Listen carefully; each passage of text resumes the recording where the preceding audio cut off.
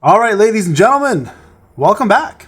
Welcome back to another SLA video. If you watched the last video I put out, it was about the gameplay with Vulcan. So I want to do a quick preparation guide for you guys to get ready for the Workshop of Light, Workshop of Pay to Win, Workshop of I don't know what the hell free-to-play are going to do when it drops, but we're going to find out. So I am on the free-to-play account. I'm level 58 right now, by the way, and I'm going to be showing you guys what I'm going to do to prep. Few things to note while I am talking about this. I did look at the boss fight again, and I did confirm with Alpha Leaker, he is going to be immune to all effects that I bleed. So any current HP effects, bleed will not work. So your bleed mechanic thought, my bleed mechanic thought is out the window, guys. So that is not something we're going to be talking about. But I do want to talk about how to prep for him and what you want to do to get yourself ready. So first off, let's talk about the hunters. Pretty straightforward, right? You want to get yourself as much damage, as much break as you possibly can before that whole pillar situation happens where he'll break himself, but that's going to be way too far into the fight for it to matter at that point because it's going to take you down to the second. So best units to bring and units to avoid. So first off, he is going to be doing a lot more resistance to fire. Do not bring Emma, do not bring Choi. Keep them out. They're not allowed in that damn vicinity. Get them out, do not bring him in.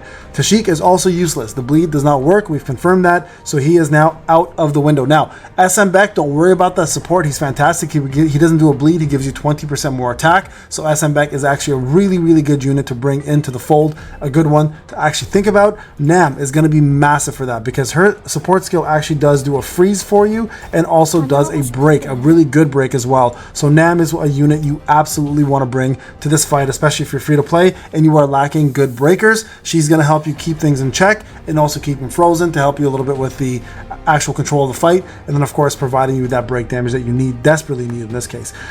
Alicia, pretty damn straightforward, right? Anything that he does that's going to be related to damage, her support skill is going to be fantastic for that because number one, it does freeze and gives you ice body armor, which will give you a shield and also removes any debuffs. So any debuffs that come through, Alicia will be the one that's going to stop it from happening. And at the same time, her damage for her QT, her support skill is actually really strong. So you get 600% versus damage. You can see here, it's about 225%. So pretty big margin of difference. But of course, Nam will give you a break while she gives you the debuff removal. So those two guys are going to be pretty mandatory. Now you have a couple other really, really good options. Now when Mei Lin comes out, she is supposed to be a water unit, as I've been mentioning all along. The reason why they've been bringing out all these water weapons, water units, is for the preparation for this exact mode, right? So keep that in mind. Now Vulcan is level 50. He's currently halfway at the tower, right? So you're gonna that's currently where the halfway waypoint is for us when it releases.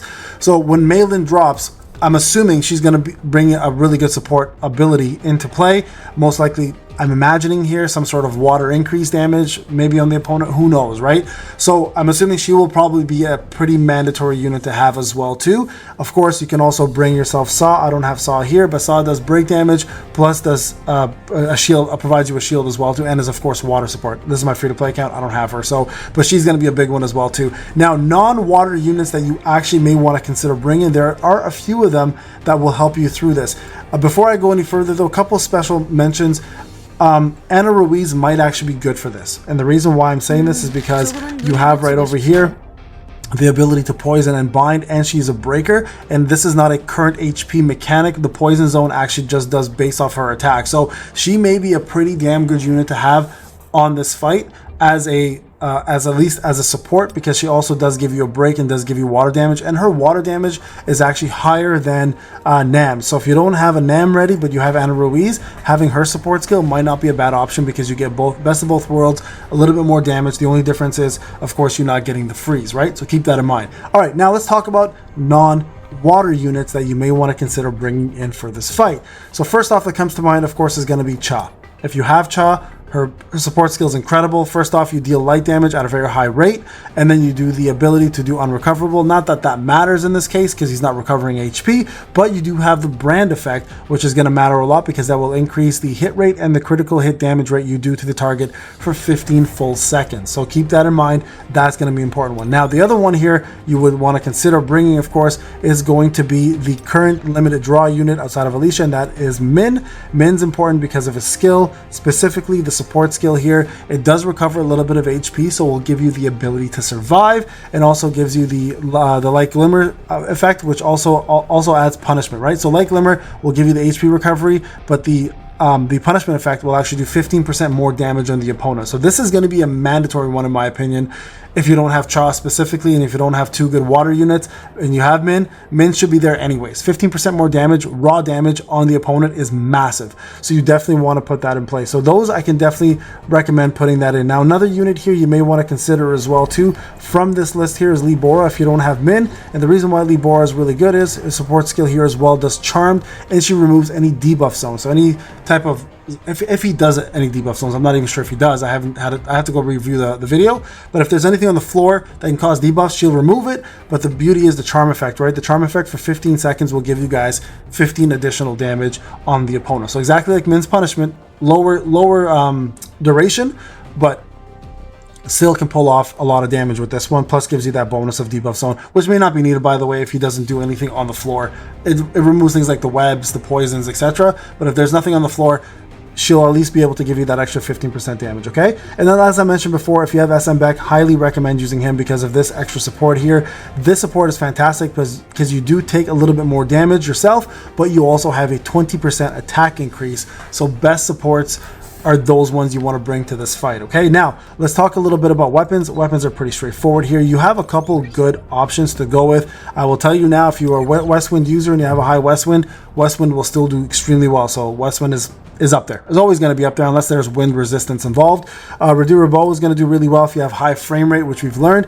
Kasaka Blades, unfortunately, will not do very well here because the bleed effect is not going to work because it ignores the bleed part of it. But if you do have a high enough one, you can do this at least, which is the Deadly Poison, which does additional damage to the target and also for every 3 seconds. This recovery part is useless. So I'm talking about some SR weapons here, right? This is not going to cut it. Frostbite Falcon is not going to cut it this time around, and the Naga Trident is not going to cut it either, okay? So a couple of things you definitely want to not use because they're just not going to be enough for you to matter in that fight because there's so much requirement of damage, okay? Just so you guys are aware. Again, it's my free-to-play account. Now, the 2 weapons that are going to matter the most, of course, are going to be the Grimoire and Scatty. That's pretty much it. Grimoire and Scatty are going to matter the most. Now, if you don't have them, of course, some other weapons you can use, as I mentioned, the Reducer Bow and Westwind. You can obviously use the Scythe as well, too, because there's no resistance to dark. You can use the Plum Sword, the Moonlight Daggers. Technically, you can use a Demon Longsword here as well, too. Again, you're not getting any elemental bonuses, unfortunately, from this, but you are at least able to damage the boss without any resistance because he is only resistant to fire-related weapons, so keep that in mind, okay? So weapon-wise, that is what I would go with. So the Grimoire and the Scatty are the main 2. The Kasaka Blades might do a little bit of damage because of what they offer with the poison and the fact that they're just pretty decent weapon overall. And then of course the Westwind, the Reducer Bow, and then all of your dark weapons that are here. The Demon Longsword will probably do fairly well. But outside of that, guys, that's pretty much it. Okay, so make sure you have those weapons available and ready to rock, especially the Scythe because it's a free weapon that we get as free-to-play players. You know, there's my A1 version of it, which I, by the way, have to level up and get going eventually. So highly recommend working on getting that ready. All right, now, in regards to sets, remember, damage is king. All right, damage is king. So make sure you have your best set that gives you the most amount of power, so attack specifically, and you want to use the following skills as well too if you can. If you have Mutilate, use the Mutilate water skill here, which will freeze and do massive amounts of damage for you. If you don't have that, then the next really best thing here is going to be this Water Vital Strikes, which gives you a shield as well and does fairly decent damage. So those 2 are going to be massive ones for this fight. If you have multi-strike for breaking, I will use the water one here, which also lands. The final land deals weak break damage for 3 seconds as well. So you guys can see additional break damage will be added on to the existing break damage, which is fantastic. And then of course, Almighty Break over here, I would use the water one, which will allow you to freeze the opponent as well, and does Almighty Break, which is going to give you the most amount of break damage easily, by far. So from a damage perspective, I do Vital Strikes with a little bit of survivability, Mutilate with the freeze, again some CC there. You have the option here to do Almighty Break with the water one, which is going to be your best breaker, and then multi-strikes here is also going to do really well with the water one because you have additional break damage that will occur for 9 seconds. So very, very good options there. Now regarding Blessing Stones, this is going to be an important one because you'll need to have the Blessing Stones available to survive this, but you also need to do a lot of DPS. So from a Blessing Stones perspective, I would do Camouflage if you're not very good at dodging. If you need an additional dodge, put the Sprint Blessing Stone on. So let me just go to the Codex. I think it's easier to show you guys here. There we are. Okay, so Blessing Stones. Just go to the rare ones because that's what's going to really matter. So speed is not a bad option for survivability. You'll increase the speed of you running in the map, so you can avoid a lot of the stuff that he's doing, which he does quite a bit on the floor. And then your dash has a chance to reset by 8 seconds, so very good utility one. Daily quest completion is going to be, I would say, a very strong one too, if you are lacking the ability to survive, to give you that extra chance to do so. And then for survival, camouflage. Highly recommend that one as well too. So those are going to be the big 3, and then the 4th one here, of course, is going to be, where is it right here, swiftness. Okay, so swiftness, if you need an extra dodge, and you have a chance to reset your dash as well. So those 4, I'd say, are your best ones when it comes down to survivability. Okay, when it comes down to actual boss killing mechanics, weakness detection is going to be huge, because you're going to hopefully be using a lot of water weapons, and this is going to be a big one. If you are needing to break faster, pulverize is going to be another huge one there. Double-edged sword is fantastic as well too, so you definitely want to use that. And then if you are losing health at an alarming rate, pulver or chain of blood is going to be one you want to use, because you get more attack based off of the HP ratio remaining. And then advanced dagger technique as well too will be really nice, because when you get him to 70% HP or lower, you will do a flat HP damage of 5.6%. Of course, the higher the rating, the more you will do clearly on this one. Now, because the fight itself is very, very long, you may want to consider something that gives you guys a little bit more MP. That's up to you. I don't think it's necessary. I think you're just going to, ruin yourself a little bit. One that I will recommend as well is Boss Slayer, but this one will reduce or increase your dash percentage by 15. Okay, so keep that in mind. If you're not good at dashing and dodging, don't use this one. It's a good increase in damage, but it's not enough to sacrifice your dodge. Okay, so those are the things I would prepare, guys, in regards to getting yourself ready for this fight. Those are the blessing stones, the skills, the stats. Artifact wise, whatever gives you the best stats, obviously, right? In this case, expert will be the best artifact set to go against or to use in this one, because it's going to be a long fight. You want to stack as much of your attack as you possibly can, so work on getting yourself an expert set going, guys. And then for the actual damage portion, honestly, in this case, I would probably recommend the lion set, because you do want to ignore as much of the opponent's defense as you can, because he probably has a ton of it with the amount of HP that he has going too. So I think the lion set here might be the best set just for that 4-piece specifically. So there you guys go. That's the prep I would do. Start now, guys. We have some time. Get ready.